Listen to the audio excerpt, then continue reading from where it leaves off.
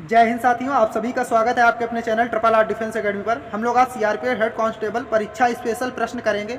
जैसा कि आपके शिफ्टों में पूछा जा रहा है जैसे प्रश्न, वैसे ही प्रश्नों का हमने यहाँ पर एक प्रैक्टिस सेट तैयार किया है। इसमें आपके जीके व हिंदी के प्रश्न हैं, यानी 50 टोटल प्रश्न आपको कराएंगे। आने वाली शिफ्टों में आपका जो एग्ज़ाम होगा इसमें आपको डायरेक्टली इसका फ़ायदा मिलेगा, याद रखिएगा। उसमें जो है इसका डायरेक्टली आपको फ़ायदा मिलेगा, तो आप हमारे साथ जुड़े रहिएगा, शुरू से अंत तक जुड़े रहिएगा। अगर आपको पसंद आए वीडियो तो लाइक ज़रूर करिएगा। अगर चैनल पर आप हमारे पहली बार जुड़े हैं तो चैनल को सब्सक्राइब करना ना भूलें, क्योंकि आने वाले समय में आपको इसी प्रकार की वीडियो मिलती रहेंगी। तो चलिए चालू करते हैं हमारा जो आज का सेशन है उसकी ओर। हम लोग देख लेते हैं। तो यहाँ पर आपका जीके का पहला प्रश्न है। आपसे पूछा जा रहा है कि अकबर का राज्याभिषेक कहाँ हुआ था। यहाँ पर आप लोगों ने नोटिस किया होगा कि इतिहास के आपके जो हैं 2 से 3 नंबर डायरेक्टली पूछे जा रहे हैं। जी हाँ, हिस्ट्री के जो हैं आपके 2 से 3 नंबर डायरेक्टली पूछे जा रहे हैं। तो आपको बताना है कि अकबर का राज्याभिषेक जो है कहाँ पर हुआ था। तो इसकी राइट आंसर की हम लोग बात कर लेते हैं। ऑप्शन हमारा सी बिल्कुल राइट आंसर होगा, यानी कलानौर। ऑप्शन हमारा सी बिल्कुल राइट आंसर होगा, कलानौर। याद रखिएगा, अकबर का जो राज्याभिषेक हुआ था ये कलानौर में हुआ था। बात करते हैं दूसरे क्वेश्चन की हम लोग। दूसरा क्वेश्चन हमारा है, किस सुल्तान ने सिकंदर की उपाधि धारण की है। जी हाँ, आपके शिफ्टों में ये क्वेश्चन पूछा भी जा चुका है। जी हाँ, किस सुल्तान ने सिकंदर की उपाधि धारण की है। तो ये क्वेश्चन आपका जो है शिफ्टों में पूछा भी जा चुका है। तो इसकी अगर हम लोग बात कर लें, ऑप्शन सी हमारा बिल्कुल राइट आंसर होगा, यानी अलाउद्दीन खिलजी। याद रखिएगा, अलाउद्दीन खिलजी। इसका राइट आंसर की हम लोग बात करते हैं, अलाउद्दीन खिलजी। इसने जो थी सिकंदर की उपाधि धारण की थी, याद रखिएगा आप लोग। यहाँ पर देख लेते हैं क्वेश्चन नंबर तीसरा हमारा है जो उसकी ओर। तो आपको बताना है, निम्नलिखित में से किस पाली लेखक को मिलिंद पन्नु का रचनाकार माना जाता है। जी हाँ, मिलिंद पन्नु जो ये रचना है ये नागसेन की है आपकी, यानी ऑप्शन ए हमारा बिल्कुल राइट आंसर होगा इसका, नागसेन। याद रखिएगा, ऑप्शन ए हमारा बिल्कुल राइट आंसर होगा, नागसेन। चलिए देख लेते हैं हमारा अगला क्वेश्चन, यानी क्वेश्चन नंबर 4 हमारा क्या है। निम्नलिखित में से कौन सी प्रथा संगम युग में प्रचलित नहीं थी। जी आपको बताना है कि कौन सी प्रथा जो थी ये संगम युग में प्रचलित नहीं थी। तो बात कर लेते हैं, जो दास प्रथा थी ये संगम युग में प्रचलित नहीं थी। याद रखिएगा, यानी ऑप्शन नंबर ए बिल्कुल राइट आंसर होगा, याद रखिएगा आप लोग। बात कर लेते हैं हमारे क्वेश्चन नंबर 5 की। आपको बताना है, भारतीय रेलवे के अंतर्गत रेल मार्ग की कुल लंबाई कितनी है। जी हाँ, रेल मार्ग की कुल लंबाई कितनी है। आपके यहाँ पर जनगणना से भी क्वेश्चन पूछे जा चुके हैं। यहाँ पर आपका हो सकता है कि रेलवे से या जो है आपका ग्रांड ट्रक रोड से, इससे भी क्वेश्चन पूछ सकता है। तो यहाँ पर हम लोग अगर बात कर लेते हैं रेलवे की, जो रेलवे की कुल लंबाई है रेल मार्ग की, ये है 63,974 किलोमीटर, यानी ऑप्शन ए हमारा बिल्कुल राइट आंसर होगा, 63,974 किलोमीटर। चलिए देख लेते हैं क्वेश्चन नंबर 6 हमारा क्या कह रहा है। तो क्वेश्चन नंबर 6 हमारा है, निम्नलिखित में से कौन सा लोक नृत्य राजस्थान से संबंधित है। जी हाँ, कौन सा लोक नृत्य जो है राजस्थान से संबंधित है। तो ऑप्शन डी हमारा यहाँ पर बिल्कुल राइट आंसर होगा, सुइसिनी नृत्य जो है ये राजस्थान से संबंधित है। हम लोग अगर बात करते हैं रौफ की, तो रौफ आपका जो है जम्मू कश्मीर का है। और झोरा की अगर हम लोग बात करें तो ये उत्तर प्रदेश का है। याद रखिएगा, झोरा जो है ये आपका उत्तर प्रदेश का है। तो चलिए देख लेते हैं हमारा अगला क्वेश्चन, यानी क्वेश्चन नंबर 7 को हम लोग देख लेते हैं। बिंबसार का राजवैद्य कौन था। काफ़ी बार एग्जाम में पूछा गया है, आपसे पूछ भी सकता है कि बिंबसार का जो राजवैद्य था वो कौन था। तो यहाँ पर हम लोग बात करते हैं, बिंबसार का जो राजवैद्य था उसका नाम जीवक था। याद रखिएगा, ऑप्शन सी बिल्कुल राइट आंसर होगा, जीवक।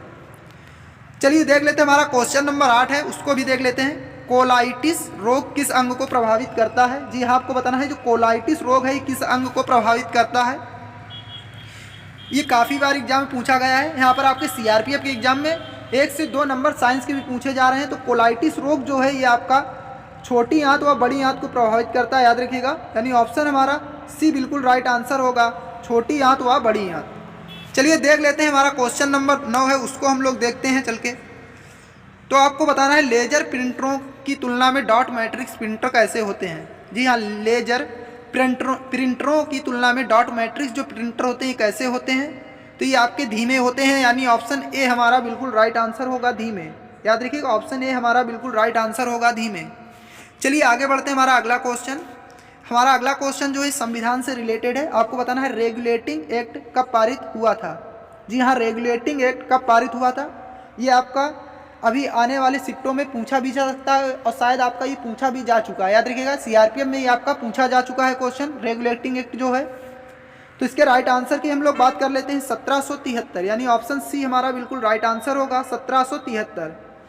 चलिए आगे देख लेते हैं। हमारा अगला क्वेश्चन जो है क्वेश्चन नंबर 11 को हम लोग बात करते हैं।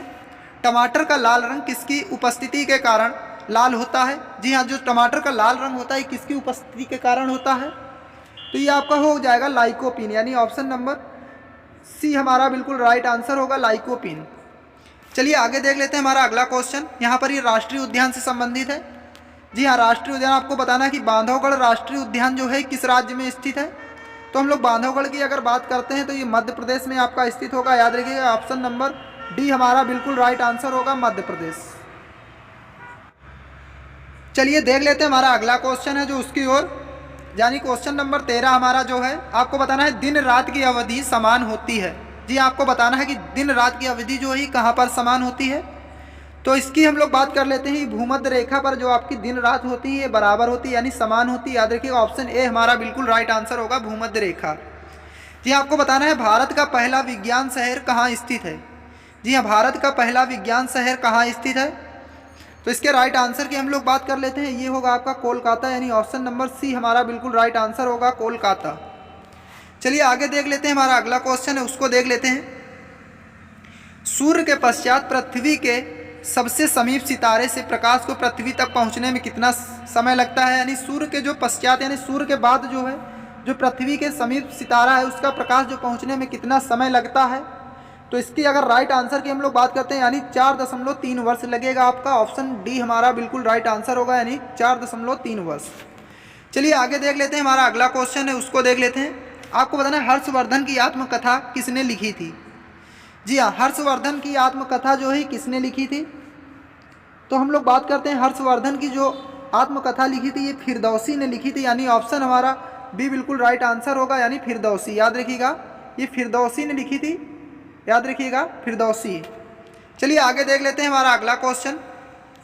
भारत का सबसे बड़ा बंदरगाह कौन सा है? जी हाँ, आपको बताना है भारत का सबसे बड़ा बंदरगाह कौन सा है? तो हम लोग यहाँ पर देख लेते हैं हमारे ऑप्शन क्या है। कांडला, कोचीन, मुंबई, न्यावा, शोवा। तो इसके राइट आंसर की अगर हम लोग बात करते हैं तो ये आपका मुंबई होगा। याद रखिएगा भारत को जो सबसे बड़ा इस समय में बंदरगाह है ये आपका मुंबई है। याद रखिएगा ऑप्शन सी हमारा बिल्कुल राइट आंसर होगा। जी आपको बताना है प्रकाश में किस रंग की तरंग दैर्घ्य सबसे अधिक होती है? जी हाँ, क्वेश्चन नंबर 18 आपको बताना है प्रकाश में किस रंग की तरंग दैर्घ्य सबसे अधिक होती है? तो इसके राइट आंसर की हम लोग बात करते हैं। इसका राइट आंसर होगा लाल। याद रखिएगा लाल रंग की तरंग दैर्घ्य होती सबसे अधिक होती है। चलिए आगे देख लेते हैं। हमारा अगला क्वेश्चन है क्वेश्चन नंबर 19 जो है आपको बताना है सेना में वीरता के लिए सर्वोच्च पुरस्कार कौन सा दिया जाता है? स्टार बना लीजिएगा, इस प्रकार का क्वेश्चन आपसे पूछा जा सकता है। याद रखिएगा तो आपको बताना है कि सेना में वीरता के लिए सर्वोच्च पुरस्कार कौन सा दिया जाता है? तो इसके राइट आंसर की अगर हम लोग बात कर लेते हैं तो ये आपका जो है परमवीर चक्र। याद रखिएगा परमवीर चक्र जो है सेना का सर्वोच्च सम्मान है। याद रखिएगा परमवीर चक्र। चलिए आगे देख लेते हैं। हमारा अगला क्वेश्चन आपको बताना है एमनेस्टी इंटरनेशनल का मुख्यालय कहाँ स्थित है? जी हाँ, एमनेस्टी इंटरनेशनल का मुख्यालय आपका मुख्यालय यहाँ पर 1 से 2 नंबर पूछ सकता है। याद रखिएगा मुख्यालय जो आपके पूछे जा रहे हैं यानी 1 से 2 नंबर के, तो ऑप्शन हमारे क्या है पेरिस, जिनेवा, लंदन, वाशिंगटन। तो इसके राइट आंसर की अगर हम लोग बात करते हैं तो एमनेस्टी का जो मुख्यालय है ये आपका ये लंदन में स्थित है। याद रखिएगा ऑप्शन नंबर सी हमारा बिल्कुल राइट आंसर होगा। जी हमारा जो क्वेश्चन नंबर 21 है उसकी हम लोग अगर बात कर लेते हैं यहाँ पर, तो क्वेश्चन नंबर 21 आपका है एलिसा जांच किस रोग से संबंधित है? जी हाँ, एलिसा की जांच जो की जाती है किस रोग में की जाती है? काफ़ी बार एग्जाम में पूछा गया है। तो ये आपकी एड्स में की जाती है। याद रखिएगा यानी ऑप्शन नंबर बी हमारा बिल्कुल राइट आंसर होगा एड्स। याद रखिए एलिसा की जांच जो की जाती है एड्स रोग में की जाती है। चलिए आगे बढ़ते हैं। हमारा अगला क्वेश्चन, आगे बढ़ने से पहले आप लोगों से एक रिक्वेस्ट है कि अगर आपको ये सेशन पसंद आ रहा हो तो वीडियो को जरूर लाइक करिएगा। देख लेते हैं हमारा अगला क्वेश्चन जो है क्वेश्चन नंबर 22 है निम्नलिखित भारत के उपराष्ट्रपति होने का सही क्रम क्या है? जी हाँ, भारत के उपराष्ट्रपति होने का सही क्रम आपको बताना है। तो इसके राइट आंसर की अगर हम लोग बात कर लेते हैं यानी ऑप्शन नंबर बी बिल्कुल राइट आंसर होगा। याद रखिएगा सबसे पहले कौन से उपराष्ट्रपति बने थे? जाकिर हुसैन। उसके बाद में आपके बने GS पाठक और उसके अगर बात की हम लोग बात करते हैं तो आपके बने VD बत्ती और फिर आपके बने आर वेंकट रमन, याद रखिएगा। तो ये आपका सही क्रम है, याद रखिएगा। चलिए आगे देख लेते हैं हमारा अगला क्वेश्चन। निम्नलिखित में से किसकी अध्यक्षता करने वाला उसका सदस्य नहीं होता है? जी हाँ, किसकी अध्यक्षता करने वाला उसका सदस्य नहीं होता है? तो इसकी अगर राइट आंसर की हम लोग बात करते हैं तो ऑप्शन ए हमारा होगा राज्यसभा, याद रखिए राज्यसभा। ऑप्शन ए हमारा बिल्कुल राइट आंसर होगा। चलिए देख लेते हैं हमारा अगला क्वेश्चन उसको। निम्नलिखित में से किसके अनुमोदन के बिना ना तो कोई कर लगाया जा सकता है और ना ही कोई धनराशि व्यय की जा सकती है? तो इसके राइट आंसर की अगर हम लोग बात कर लेते हैं तो इसके राइट आंसर की अगर हम लोग बात करेंगे तो ये होगा आपका संसद, याद रखिएगा। ऑप्शन हमारा बी बिल्कुल राइट आंसर होगा, संसद। संसद के बिना ना तो कोई कर लगाया जा सकता है, याद रखिएगा। संसद के बिना ना तो कोई कर लगाया जा सकता है और ना ही कोई धनराशि व्यय की जा सकती है, याद रखिएगा, संसद के बिना। चलिए देख लेते हैं हमारा अगला क्वेश्चन, उसको हम लोग देख लेते हैं। तो यहाँ पर हमारा अगला क्वेश्चन है, पशुओं में एंथ्रेक्स रोग जो है किसके कारण होता है? जी आपको बताना है पशुओं में एंथ्रेक्स रोग जो है किसके कारण होता है? तो पशुओं में जो एंथ्रेक्स रोग होता है ये आपका जीवाणु के कारण होता है, यानी ऑप्शन नंबर ए हमारा बिल्कुल राइट आंसर होगा, याद रखिएगा, जीवाणु। चलिए आगे बढ़ते हैं हमारा अगला क्वेश्चन। आपको बताना है शाहजहां का मकबरा कहाँ स्थित है? जी हाँ, शाहजहां का मकबरा कहाँ स्थित है? तो इसके राइट आंसर की अगर बात कर लेते हैं, जो शाहजहां का मकबरा है ये आपका लाल किला में स्थित है, याद रखिएगा। और लाल किला आपका दो जगह स्थित है, एक तो आपका दिल्ली का लाल किला है और दूसरा आपका आगरा में लाल किला ताजमहल है, याद माफ़ करिएगा। लाल किला आपका कहाँ पर है? ये दिल्ली में है। और ताजमहल की हम लोग अगर बात करते हैं ये आपका आगरा में है। चलिए देख लेते हैं हमारा अगला क्वेश्चन जो है, निम्नलिखित में से सबसे प्राचीन कौन है? याद रखिए सबसे प्राचीन कौन सा है? तो यहाँ पर हम लोग बात कर लेते हैं। आपको यहाँ से पूछ रहा है कि सबसे प्राचीन कौन है, तो यहाँ पर आपके जो प्राचीन हो जाएंगे, यहाँ पर ये आपके कवि दिए गए हैं। तो यहाँ पर सबसे प्राचीन कवि की अगर बात कर लेते हैं तो आपके पाणिनि होंगे, याद रखिएगा। उनकी एक रचना है अष्टाध्यायी, बहुत काफ़ी बार पूछी जाती, पाणिनि की रचना है, याद रखिएगा। और सबसे प्राचीन यही हैं। चलिए यहाँ पर देख लेते हैं हमारा जो क्वेश्चन नंबर 28 है उसकी ओर। तो आपको बताना राष्ट्रपति किसकी नियुक्ति नहीं करता है? जी हाँ, राष्ट्रपति जो है किसकी नियुक्ति नहीं करता है? तो राष्ट्रपति किसकी किसकी नियुक्ति करता है? तो ये करता है प्रधानमंत्री की, राज्यपाल की, चुनाव आयुक्त की। और ये किसकी नहीं करता है? तो आपकी मुख्यमंत्री की नियुक्ति नहीं करता है, याद रखिए, मुख्यमंत्री की। चलिए आगे देख लेते हैं हमारा अगला क्वेश्चन है, निम्नलिखित में से कौन प्लास्टिक सर्जरी का जनक कहलाता है? जी आपको बताना है कौन जो है ये प्लास्टिक सर्जरी के जनक कहे जाते हैं। तो प्लास्टिक सर्जरी का जो जनक कहा जाता है ये सुश्रुत को कहा जाता है, यानी ऑप्शन है हमारा ए बिल्कुल राइट आंसर होगा, सुश्रुत। चलिए आगे बढ़ते हैं हमारा अगला क्वेश्चन, उसको देख लेते हैं। इतिहास से संबंधित ज्ञान रखने वाले के लिए एक शब्द का प्रयोग करना है आपको, तो इसको कहते हैं इतिहासज्ञ, यानी ऑप्शन ए हमारा बिल्कुल राइट आंसर होगा, इतिहासज्ञ। चलिए आगे बढ़ते हैं हमारा अगला क्वेश्चन। यहाँ पर आपके रिजर्व बैंक से काफ़ी क्वेश्चन पूछे जा रहे हैं, तो आपको बताना है कि भारतीय रिजर्व बैंक का जो है राष्ट्रीयकरण कब हुआ था? जी हाँ, राष्ट्रीयकरण कब हुआ था भारतीय रिजर्व बैंक का, आपको बताना है। तो ये आपका हुआ था 1 जनवरी 1949 को, यानी ऑप्शन नंबर डी बिल्कुल राइट आंसर होगा इसका। चलिए हमारा अगला क्वेश्चन है, मंत्री परिषद को इस्तीफा देना पड़ता है यदि उसके विरुद्ध अविश्वास प्रस्ताव पारित हो जाए। जी हाँ, मंत्री परिषद को इस्तीफा देना पड़ता है यदि उसके विरुद्ध अविश्वास प्रस्ताव जो पारित हो जाए, तो किसके द्वारा पारित हो जाए? तो यहाँ पर इसकी राइट आंसर की बात करें लोकसभा के द्वारा, याद रखिएगा, लोकसभा के द्वारा अगर अविश्वास प्रस्ताव जो है पारित हो जाए तो मंत्री परिषद को इस्तीफा देना पड़ सकता है, याद रखिएगा। चलिए आगे देख लेते हैं हमारा अगला क्वेश्चन जो है उसको देख लेते हैं। तो यहाँ पर हम लोग अगले क्वेश्चन की बात करते हैं। क्वेश्चन नंबर 32 जो हमारा है उसको देख लेते हैं हम लोग। सर्वोच्च न्यायालय की बैठकें जो हैं नई दिल्ली में होती हैं, तो आप लोगों को पता होगी सर्वोच्च न्यायालय की बैठकें जो हैं दिल्ली में होती हैं। ये अन्यत्र भी हो सकती हैं, अन्यथा ये कहाँ पर भी हो सकती हैं, किसके निर्णय से हो सकती हैं, आपको बताना है। जो सर्वोच्च न्यायालय की बैठकें नई दिल्ली में होती हैं और यहाँ पे पूछा गया है ये अन्य कहीं भी हो सकती हैं, तो ये किसके आदेश के द्वारा हो सकती हैं? तो इसके राइट आंसर की बात कर लें, यदि राष्ट्रपति इसका अनुमोदन कर दे, याद रखिएगा, यदि राष्ट्रपति इसका अनुमोदन कर दे तो इसकी बैठकें जो हैं अन्य कहीं भी हो सकती हैं, यानी ऑप्शन सी हमारा बिल्कुल राइट आंसर होगा इसका। याद रखिएगा ऑप्शन सी। जी हाँ, आपको बताना बिहू जो है किस राज्य का लोक नृत्य है। जी हाँ, बिहू जो है किस राज्य का लोक नृत्य है। ये आपका एग्जाम में आ चुका है सीआरपीएफ के, याद रखिएगा, और आपका ये रिपीट हो सकता है फिर से। तो बिहू की अगर हम लोग बात कर लेते हैं, ये आपका असम का हो जाएगा, यानी ऑप्शन नंबर ए बिल्कुल राइट आंसर होगा, असम।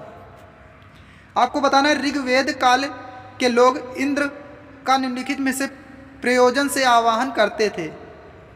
तो ऋग्वेद काल के लोग जो थे इंद्र का प्रयोजन किस आवाहन से करते थे, आपको बताना है। तो इसका राइट आंसर की अगर बात कर लेते हैं, भौतिक सुख एवं विजय के कारण। याद रखिए, भौतिक सुख एवं विजय के कारण।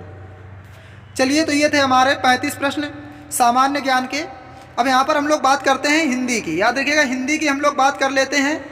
यहाँ पर हिंदी के आपके इसी प्रकार के सेम टू सेम प्रश्न पूछे जा रहे हैं। तो हिंदी की अगर हम लोग बात कर लेते हैं, तो हमारा ये आपको यहाँ पर जो सीरियल नंबर दिया है इस पर आपको ध्यान नहीं देना है। तो यहाँ पर हमारा पहला क्वेश्चन है, जी जान पर खेलना मुहावरे का सही अर्थ क्या होगा। जी हाँ, जी जान पर खेलना सही मुहावरे का अर्थ क्या होगा। तो इसकी अगर राइट आंसर की बात कर लें, प्राण को संकट में डालना, यानी ऑप्शन डी हमारा बिल्कुल राइट आंसर होगा, प्राण को संकट में डालना। चलिए आगे बढ़ते हैं। हमारा अगला क्वेश्चन, आस्तीन का सांप होना मुहावरे का अर्थ क्या होगा। जी हाँ, आस्तीन का सांप होना मुहावरे का अर्थ क्या होगा। तो इसके राइट आंसर की हम लोग बात कर लेते हैं, विश्वासघाती होना, यानी ऑप्शन सी हमारा बिल्कुल राइट आंसर होगा, विश्वासघाती होना। चलिए आगे बढ़ते हैं। हमारा अगला क्वेश्चन उसको देख लेते हैं, निश्चयवाचक सर्वनाम कौन सा है। जी आपको बताना है निश्चयवाचक सर्वनाम कौन सा है। तो यहाँ पर निश्चयवाचक सर्वनाम की अगर हम लोग बात कर लेते हैं, तो ये आपका होगा यह, यानी ऑप्शन डी बिल्कुल राइट आंसर होगा, ये आपका राइट आंसर होगा। यह जो है ये निश्चयवाचक सर्वनाम है, याद रखिएगा। यहाँ पर आपको बताना है योग ऋण शब्द कौन सा है। जी हाँ, योग ऋण शब्द कौन सा है।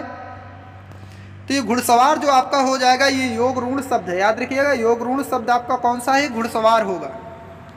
चलिए आगे देख लेते हैं। आपको बताना हिंदी में कृत प्रत्ययों की संख्या कितनी होती है। जी हाँ, हिंदी में कृत प्रत्ययों की संख्या कितनी होती है। तो ये आपकी होती है 28, याद रखिएगा। कृत प्रत्यय जो होते हैं आपके हिंदी में 28 होते हैं, याद रखिएगा। तो ऑप्शन ए हमारा बिल्कुल राइट आंसर होगा। चलिए देख लेते हैं हमारा अगला क्वेश्चन, निम्नलिखित शब्दों में से प्रयुक्त संधि का चयन करें। तो आपको बताना निश्चल में कौन सी संधि होगी। जी हाँ, निश्चल में कौन सी संधि होगी। तो इसके राइट आंसर की हम लोग बात कर लेते हैं, ये आपकी विसर्ग संधि होगी, याद रखिएगा। यहाँ पर आपका जो है नी जो है इस प्रकार से लिखा जाएगा, याद रखिएगा। नी जो आपका इस प्रकार से लिखा जाएगा, इस प्रकार से। तो ये आपका विसर्ग लग रहा है, यानी विसर्ग संधि होगी। चलिए आगे देख लेते हैं हमारा अगला क्वेश्चन, निम्नलिखित शब्दों में प्रयुक्त संधि का चयन करें। तो आपको मनोहर में कौन सी संधि होगी बताना है। जी हाँ, मनोहर में आपकी कौन सी संधि होगी। तो मनोहर में भी आपकी विसर्ग संधि होगी, याद रखिए, यानी ऑप्शन सी बिल्कुल राइट आंसर होगा। यहाँ पर हम लोग बात कर लेते हैं सही वर्तनी वाले शब्द का चयन करें। जी हाँ, आपको सही वर्तनी वाले शब्द का चयन करना है। तो हम देख लेते हैं, हमारे ऑप्शन का है ग्रहण, गिरहन, ग्रहण। ये आपका होगा ग्रहण। तो इसका जो डी ऑप्शन में दिया हुआ है बिल्कुल राइट लिखा हुआ है, यानी ग्रहण जो है इस प्रकार से सही रूप से लिखा जाता है। तो आपका डी बिल्कुल राइट आंसर होगा। चलिए देख लेते हैं हमारा अगला क्वेश्चन जो है क्वेश्चन नंबर 69, उसको हम लोग देख लेते हैं। यानी सही वर्तनी वाले शब्द का चयन करना है आपको। तो आपको यहाँ पर बताना जो घनिष्ठ है ये किस प्रकार से लिखा जाता है। जी हाँ, घनिष्ठ जो है सही जो है किस प्रकार से लिखा जाएगा। तो ये आपका जो ऑप्शन ए में लिखा हुआ है बिल्कुल राइट लिखा हुआ, बाकी जो ये आपका दिया हुआ है ये गलत है, याद रखिए। ये आपके जो है गलत है, ये जो है आपका ऑप्शन ए बिल्कुल राइट आंसर है। चलिए हमारा अगला क्वेश्चन उसको हम लोग देख लेते हैं। नीचे दिए गए वाक्यों में शुद्ध वाक्य चुनिए। तो यहाँ पर हम लोग देख लेते हैं, मैं प्रातः काल के समय रोज टहलता हूँ। बी ऑप्शन में हमारा क्या, अभी उसकी आयु 30 वर्ष है। देवी के अनेक रूप हैं, देवी के अनेकों रूप हैं। जी हाँ, देवी के अनेकों रूप हैं। तो यहाँ पर हम लोग अगर शुद्ध वाक्य की अगर बात कर लेते हैं, तो यहाँ पर ऑप्शन यानी देवी के क्या है, अनेक रूप हैं। इसका बिल्कुल राइट आंसर होगा सी ऑप्शन हमारा यहाँ पर सी सही हो जाएगा, याद रखिएगा। इसमें आपका डाउट सा लग रहा है, यानी क्वेश्चन हमको ये जो है इसका ऑप्शन जो है जो किताब में दिया हुआ ये गलत दिया है। यहाँ पर ऑप्शन इसका हमारे हिसाब से जो है ऑप्शन यहाँ पर होना चाहिए, देवी के अनेकों रूप है, यानी ऑप्शन डी बिल्कुल सही होना चाहिए, याद रखिएगा। डी है जो इसका सही होना चाहिए, लेकिन जो आपका किताब में दिया गया है ये आपका सी दिया गया है। लेकिन आप लोग अगर एग्जाम में आए तो आपको इस प्रकार से ये वाला ऑप्शन सही मारना है, यानी देवी के अनेकों रूप हैं, याद रखिएगा। तो ये यहाँ पर सही वर्तनी की दृष्टि से लिखा हुआ है। चलिए आगे देख लेते हैं। नीचे दिए गए वाक्यों में शुद्ध वाक्य चुनिए। जी हाँ, नीचे दिए गए वाक्यों में आपको शुद्ध वाक्य चुनना है। तो यहाँ पर हम लोग डायरेक्टली शुद्ध वाक्य की अगर बात कर लेते हैं तो ये जो आपका ऑप्शन सी में लिखा हुआ आपकी घड़ी में क्या बज रहा है, तो ये बिल्कुल राइट लिखा हुआ, याद रखिएगा। ऑप्शन सी जो है इसका राइट आंसर होगा। चलिए आगे देख लेते हैं हमारा अगला क्वेश्चन। यहाँ पर आपको शुद्ध वाक्य चुनना है। आपके सीआरपीएफ में जो है 3 से 4 नंबर के शुद्ध वाक्य पूछे जा रहे हैं, याद रखिएगा। वर्तनी से आपके जो हैं शुद्ध वर्तनी से 3 से 4 नंबर और 4 से 5 नंबर भी पूछे जा रहे हैं, याद रखिएगा। 3 से 4 या 4 से 5 नंबर भी आपके डायरेक्टली पूछे जा रहे हैं। तो यहाँ पर आपको बताना है शुद्ध वर्तनी के रूप में कौन सा लिखा हुआ है। तो इसके राइट आंसर की अगर हम लोग बात कर लेते हैं, ऑप्शन डी जो है 2 अक्टूबर को हम चरखा चलाते हैं, यानी ऑप्शन डी में बिल्कुल राइट लिखा हुआ है, याद रखिएगा। चलिए हमारा अगला क्वेश्चन उसको हम लोग देख लेते हैं।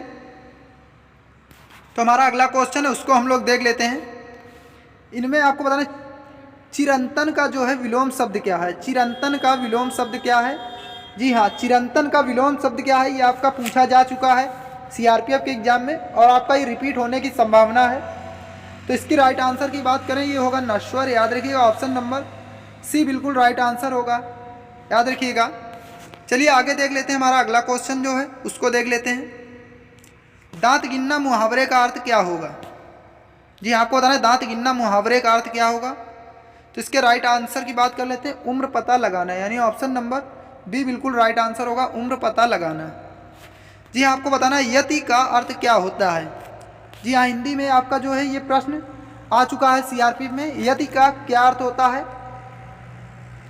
तो यहाँ पर हम लोग राइट आंसर किसके अगर बात कर लेते हैं तो इसका अर्थ जो होता है विराम होता है, याद रखिएगा। ऑप्शन सी हमारा बिल्कुल राइट आंसर होगा, विराम।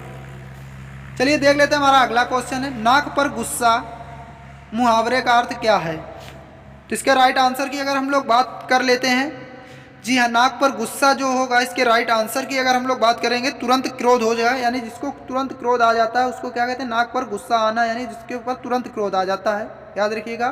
तो ऑप्शन ए हमारा बिल्कुल राइट आंसर होगा। चलिए देख लेते हैं हमारा अगला प्रश्न जो है उसको देख लेते हैं।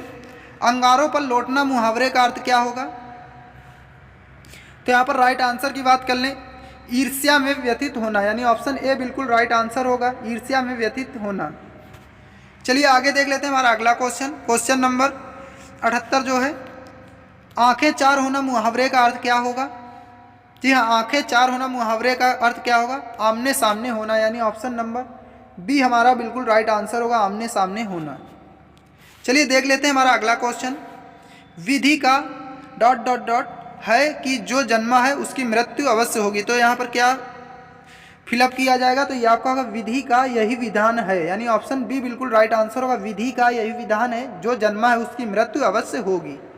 चलिए देख लेते हैं हमारा जो लास्ट क्वेश्चन है आज का है उसका हम लोग देख लेते हैं। तो हमारा आज का जो लास्ट क्वेश्चन है, जैसे जैसे अंधेरा, आपका ऑप्शन क्या दिया हुआ है, निकलता गया, चढ़ता गया, आता गया। तो अंधेरा आपका क्या होता है, ये आपका फैलता है, याद रखिए। अंधेरा जो है ये आपका फैलता है, ना कि चढ़ता, आता, निकलता है। तो यहाँ पर किस प्रकार से पढ़ेंगे, जैसे जैसे अंधेरा फैलता गया हमें आगे बढ़ने में कठिनाई होने लगी। तो आपको ये हमने यहाँ पर 50+ प्रश्न कराए हैं। तो आपको ये सेशन कैसा लगा आप हमें कमेंट बॉक्स में लिख के ज़रूर बताएं। तो इसी के साथ में जय हिंद, जय भारत।